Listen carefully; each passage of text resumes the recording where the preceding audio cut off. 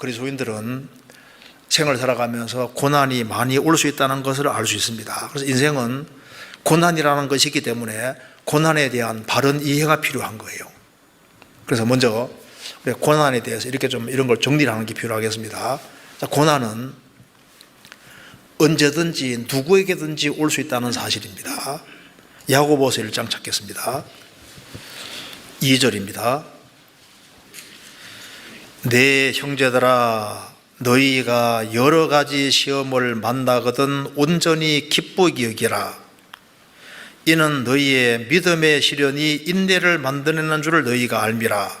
인내를 온전히 이루라. 이는 너희로 온전하고 구비하여 조금도 부족함이 없게 하려 함이라. 내 형제들아, 너희가 여러 가지 시험을 만나거든, 이게 만나거든이 만날 때로 되어 있습니다. 만난다면이 아니거든요. 가정법으로 되어 있으면은 안 오는 사람도 있을 수 있는 겁니다.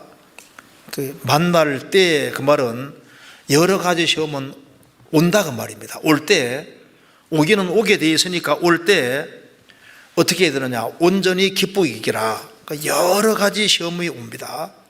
그래서 누구든지 언제든지 올 수 있고, 그리고 예상치 못할 때 올 수가 있고, 그리고 이제 크고 작은 시험이 올 수 있는 거예요. 올 때, 올 것이 오는 거니까 올 때 그걸 기쁘게 받아들이라. 그래서 먼저는 아주 마음이 아픈 상황, 아주 곤란한 상황, 그런 것은 원래부터 오는 것이다, 이렇게 생각을 해야 맞는 거다 그 말입니다.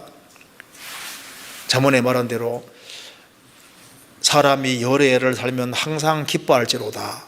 그러나 캄캄한 날이 많으리니 이를 생각할지로다. 캄캄한 날은 많을 것이다. 자, 그래서 고난이라는 것은 원래부터 오는 거다. 그래서 사실 이제 누구든 만나서 이렇게 교제해 보면은 고난을 안 겪는 사람은 거의 없어요. 또 한때 편안하더라도 계속 가면 좋은데 그렇지를 못합니다. 그래서 어려움은 계속적으로 올 수 있는 거예요. 그렇기 때문에 여러 가지 시험을 만나거든 온전히 기쁘기라. 이게 무슨 말입니까? 태도가 바른 것이 훨씬 중요하다 그 말입니다. 보통 역경은 바깥에서 오거든요. 바깥에서 오기 때문에 바른 태도라는 게 참 중요한 거예요. 그래서 이것을 어떤 태도로 받느냐에 따라서 결과가 달라지게 되는 겁니다. 그래서 이제 특별히 진리를 깨닫고 진리 가운데 살아가는 사람에게 인생에 여러 가지 밤이 올 수 있는 것은 그건 틀림없는 사실에 속하는 거예요. 그리고 하나님은 밤중에 노래하게 하시는 분이라고 기록이 되어 있는 겁니다. 한번 찾아보시겠습니다.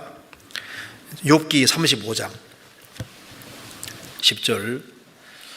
나를 지으신 하나님 곧 사람으로 밤중에 노래하게 하시며 우리를 교육하시기를 땅의 짐승에게 하심보다 더하게 하시며 우리에게 지혜 주시기를 공중의 새에게 주심보다 더하시는 이가 어디 계신가 말하는 자가 한 사람도 없구나.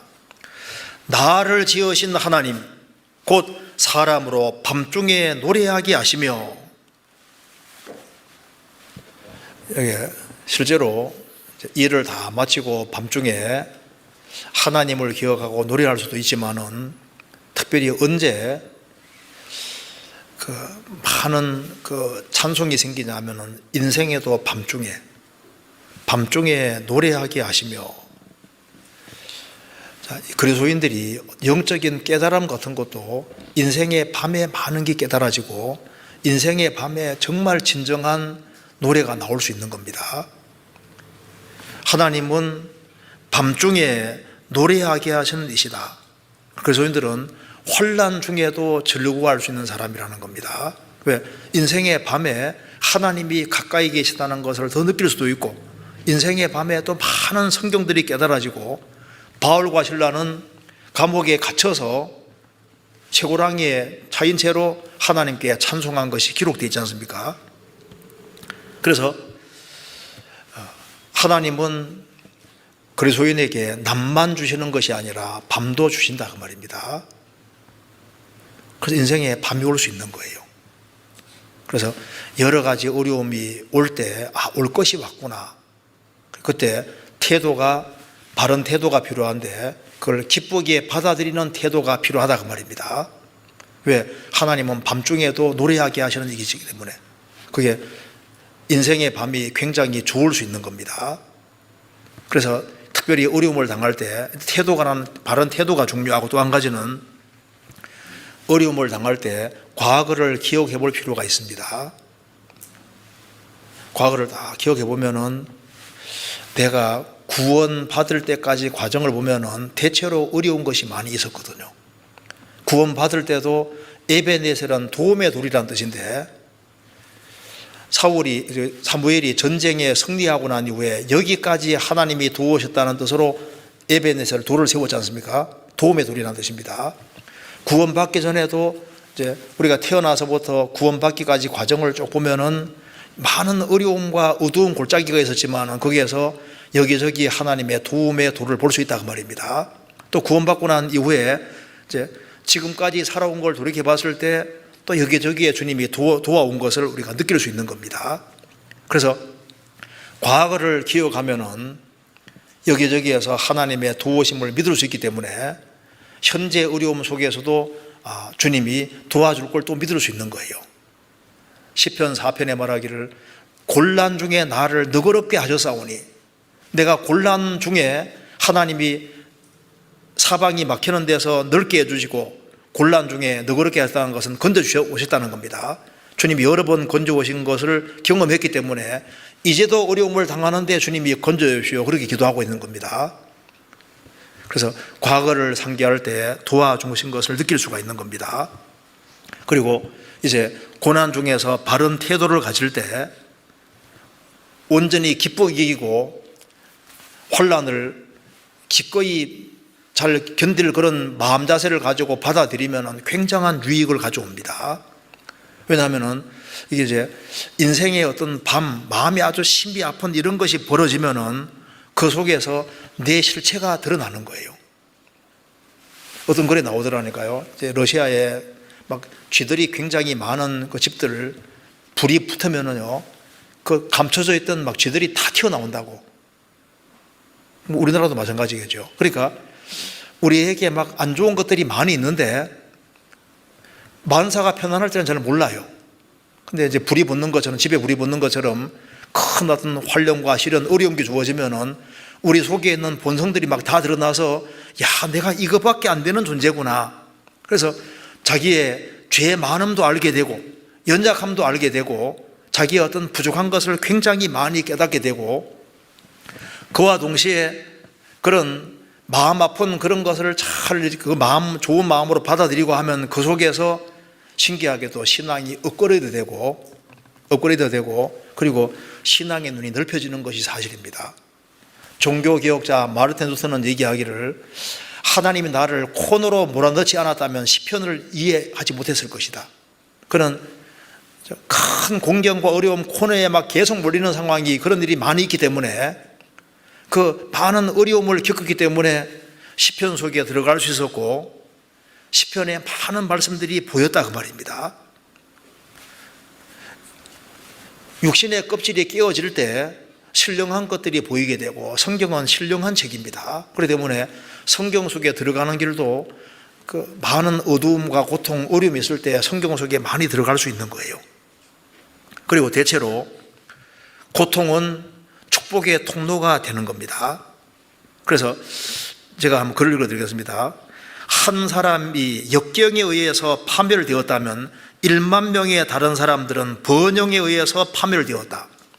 인생에 역경이 와서 파멸된 사람보다 번영, 만사가 형통하고 잘 돼가는 것 때문에 파멸당한 사람이 숫자가 아주 훨씬 많다는 겁니다. 그래서 역경이라는 것이, 고통이라는 것이 꼭 나쁜 것이냐, 바른 태도 가지고 오면은 아니다 그 말입니다. 사실 인간이 부유해지고 만사가 잘 돼가기 때문에 하나님을 떠나지 대체로 그렇잖아요. 보통 고통 속에서 많은 좋은 것들이 나오는 것도 사실입니다. 어머니의 해산의 수고 통해서 자녀가 태어나잖아요. 보통 위대한 작품들은 보통 고통 속에서 나오는 거예요. 쓰라림과 고통, 어려움을 겪는 속에서 위대한 작품도 나오고, 그리고 아주 훌륭한 신앙인도 생기고, 어떤 좋은 작품들 이런 것들도 고통 속에서 나오는 겁니다. 존 번전이 10년 이상 감옥에 갇혀 있지 않았다면 철록성이라는 책이 나오기 어려울 겁니다. 성경의 옥중소신도 바울 사도가 감옥에 들어가서 그 옥중에 있었기 때문에 그래서 그런 옥중소신이 나올 수 있는 거잖아요. 그래서 구원도 보통 고통 속에서 구원이라는 것이 시험이 되고 고통 속에서 보통 하나님을 만나는 거예요. 고통 속에서 영혼의 눈이 열리고 그리고 이제 많이 얻어맞으면 얻어맞을수록 정금으로 되기가 쉬운 겁니다. 나의 가는 길을 오직 그가 하시나니 그가 나를 단련하신 후에는 내가 정금같이 나오리라. 자, 하나님께 가까이 나가는 길이 기도해서도 가까이 나가잖아요. 말씀을 통해서도 하나님 가까이 나갈 수 있습니다. 그런데 시련 속에서는 하나님께 훨씬 더 가까이 다가가기 쉬울 겁니다. 기도도 형식이 될 수가 있거든요. 말씀 보는 것도 형식이 될 수 있는데 큰 고통과 어려움이 있을 때 하나님께 더 바짝 나아가게 되는 겁니다. 그래서 인생의 밤에 많은 것이 실제로 깨달아지고 배워지는 겁니다. 그래서 마음이 심히 아파보지 아니한 사람은 다른 사람이 고통받을 때 마음이 아파할 때 이해가 안 되는 거예요. 흑암 중에서 많은 것이 배워집니다. 시편 88편입니다. 12절 흑암 중에서 주의 기사와 이즘의 땅에서 주의 의를 알 수 있으리이까. 흑암 중에서 주의 기사를 알 수 있겠습니까? 이즘의 땅에서 주의 의를 알 수 있으리이까. 절규하는 부르짖습니다. 흑암 중에서 주의 기사, 아주 기이하고 놀라운 일을 알 수 있습니다. 이즘의 땅에서 죽은 자와 방불한 그런 아주 비참함 속에서 주의 의를 알 수 있으리까. 알 수 있습니다. 많은 것들이 흑암 중에 이즘의 땅에서 깨달아지는 거예요. 머리카락도 밤에 자랍니다. 키도 보통 밤에 자라잖아요. 이스라엘은 겨울이 성장기입니다. 인생의 밤에 겨울에 실제로 많은 신앙적인 것들이 길러지게 되는 거예요. 인생에 대한 이해의 폭도 넓어지게 됩니다.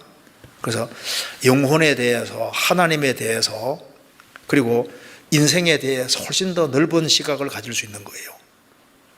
그래서 고난 당하기 전에는 마음이 심히 아프기 전까지는 몰랐던 많은 것들이 고통 속에서 많은 것들이 알아지고 깨달아지는 겁니다.